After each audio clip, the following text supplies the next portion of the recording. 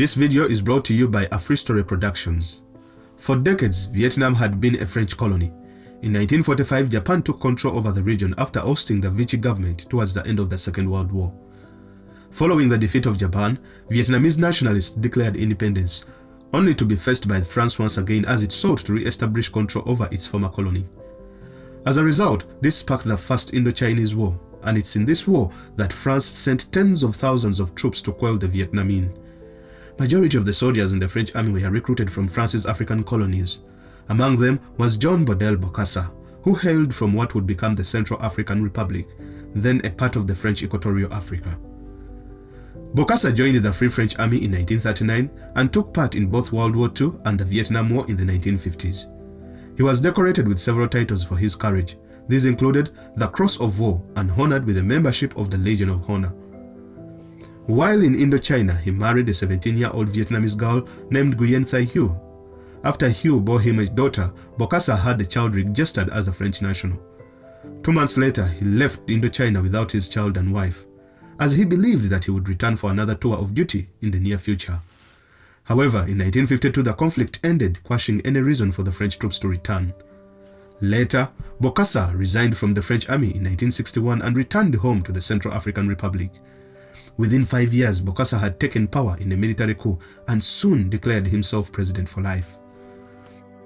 In 1970, Bokassa pressed the French consul in Saigon to find his daughter. At the time, he had 11 children with his present wives. After a period of searching, he received word that the South Vietnamese government had found his first family. The name of the found daughter was Martine Nguyen, who lived in a shack made of flattened beer cans with her mother. They lived in a destitute life where the young girl had to hawk cigarettes on the streets of Saigon. Martine was half black and her mother affirmed that her father was of Obangunian heritage. A fairy tale in making, the humble street girl would soon be reunited with her father, the president for life of the Central African Republic, and eventually Bokassa I, emperor of the Central African Empire. Overwhelmed by the news, Bokassa quickly sent his daughter a one-way ticket to Bangui, the capital of the Central African Republic.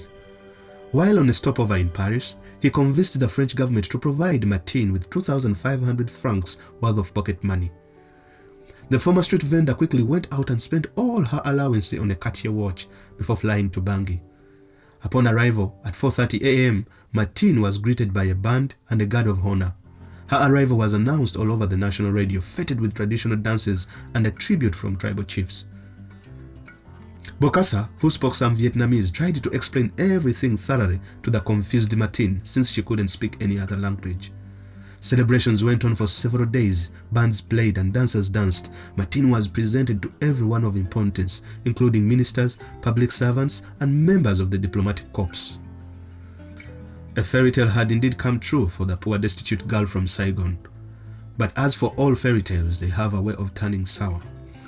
In 1971, the Vietnamese newspaper Trang Den revealed sensational news that Martine was not Bokassa's daughter, but an imposter and a fraud, and that the real Martine was still in Vietnam living with her mother.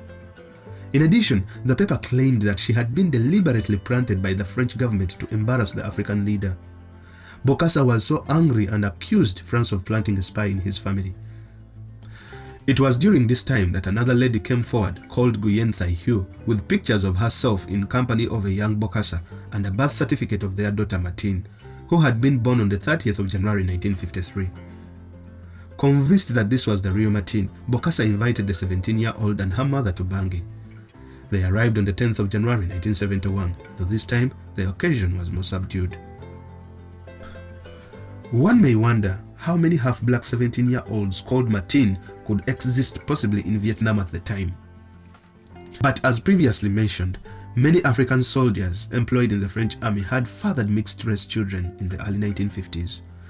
Furthermore, in 1953, the year both Martine were born, a French movie star, Martine Carrot, was all the rage. This inclined soldiers who had children with the local women to name them after her. Bokassa's next move was to hand over the false Martine to the custody of the French embassy. Since this would have made France look ridiculous, the ambassador intervened and sought a meeting with the president, arguing that it would be a traumatic experience for an innocent girl who after all had been a pawn in the whole affair. So, Bokassa decided to do an act of magnanimity. On his 50th birthday on the 22nd of February 1971, he announced that he was adopting the false Martine. The two Martines were welcomed into Bokassa's expansive family as sisters and were differentiated as the fake Martine and the real Martine. They went on to live strange parallel lives while their father dressed them in the same outfits. In his customary affair, Bokassa invited Central African men to seek a hand of his half-Vietnamese daughters. The fake Martine was married to Fidel Obru, a commander of a cadet school who eventually became Bokassa's personal guard, and the real Martine was married to a prominent physician, Dr. Jean-Bedel Bokassa. The brides wore similar dresses and received identical presents. It was a lavish wedding that attracted dignitaries like the president of Gabon, Omar Bongo. Inspired by his hero Napoleon, in 1977, Bokassa crowned himself as emperor. The two sisters also assumed the titles of princesses. However, Bokassa's increasing eccentricity and merciless brutality to his enemies led some in the country to foment dissent. Among these was the husband of the fake Martine, Fidel Obru. Positioned as the chief of Bokassa's personal guard, Obru and a cabal of other co-conspirators sought to remove him from power. See, Obru was under suspicion from the start since he was from the Banda people, a tribe distrusted by Bokassa. The president feared that he had only married his daughter to get near the center of power to seize it for himself one day. So Obru and other likely-minded officers, including his twin brother, Martine Nguyen, staged an assassination attempt in 1976, seeking to eliminate Bokassa at Bangui airport. Unfortunately for the plotters, the attempt failed when they threw a grenade and it didn't explode, so they decided to abort the entire mission. When Obru and the three others escaped to the Congo, he was arrested and sent back to Bangui, since Mobutu was close allies with Bokassa. The conspirators were put before a military tribunal. And during the trial, Obru claimed that the grenade was meant not to explode to kill Bokassa, but just to stun him. He also said that he wasn't planning on forming a government after overthrowing his father-in-law. However, the security personnel that examined the grenade disagreed, saying if it had exploded, it would have killed Bokassa and the entire entourage. 8 of the conspirators were sent to death, including Obru, the husband to the false Martine, and his brother, Martine Nguyen. After the tribunal was over, the conspirators were taken to meet Bokassa one last time. While there, Bokassa told Obru, quote, "You married my daughter. I spent money on you, and you dared to turn against me. And then you insulted me saying I was a pygmy." When Obru's brother tried to intervene, calling Bokassa Papa, he shouted at him, telling him to shut up and quote, "I'm not your father." At 4:30 a.m., the condemned soldiers were bundled up on an army truck and driven to a firing range at Camp Kasai. While there, they met their end in a hail of bullets. The surviving plotters were driven away to the infamous Ngaragba prison. It was customary for Bokassa to seek revenge on their families as well as tribes. He sent his police to intimidate, harass, and arrest the Banda people, Obru's tribesmen, where most ended up either imprisoned or murdered. Now, this is where the story gets more interesting. The false Martine was not spared in this reprisal. Having gone into labor moments after the news of her husband's execution, Martine gave birth to a healthy baby boy. She later returned to her residence, the Villa Nassa, and while there, she was escorted to a hospital overseen by Dr. Dudovod, the husband to the real Martine. The doctor took charge of the baby and injected it with several drug doses that put the baby into a coma and immediately turned blue. She appealed to the doctors for help, but there is nothing they could do. The baby had already died and was secretly buried in a cemetery. Despite the horrid event, Bokassa continued to view the false Martine as a member of the royal family, remaining in the household for another year. Then, just as quickly as she had entered the country, she disappeared.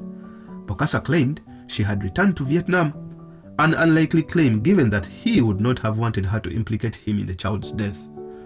Martine disappeared during her drive to the airport and was likely strangled or shot before being secretly buried somewhere along the road. She was never seen or heard from again.